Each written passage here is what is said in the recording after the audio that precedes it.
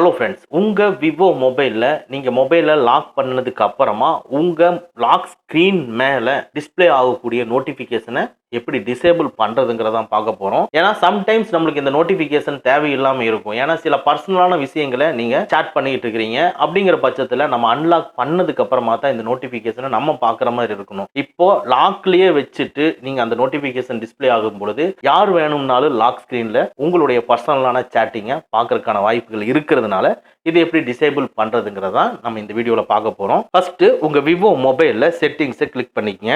இதுக்குள்ள லைட்டா ஸ்க்ரோல் பண்ணி நோட்டிபிகேஷன்ஸை கிளிக் பண்ணிக்கங்க.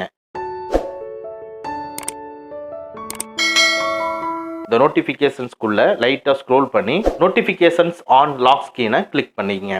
இதுக்குள்ள பாத்தீங்கன்னா show conversation default and silent, hide silent conversation and notifications, don't show any notification இருக்கு. இப்போ தேடா இருக்கிற டோன்ட் ஷோ எனி நோட்டிஃபிகேஷனை கிளிக் பண்ணிட்டு இப்போ வெளியே வந்து பாருங்க. வெளியே வந்துட்டு உங்க மொபைலை லாக் பண்ணிட்டு ஆன் பண்ணி பாருங்க.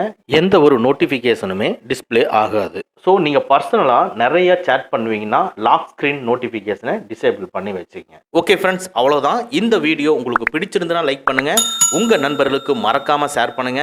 இந்த மாதிரி டெக்னிக்கலான விஷயங்களை நீங்க தெரிஞ்சுக்கணும்னா நம்ம சேனலை மறக்காம சப்ஸ்கிரைப் பண்ணிக்கங்க. கூடவே இருக்கிற பெல் ஐக்கானை ப்ரெஸ் பண்ணிக்க. நம்மளுடைய அடுத்த வீடியோ உங்களுக்கு உடனுக்குடன் தெரிய வரும். Thank you friends, thank you very much. see you again in next videos.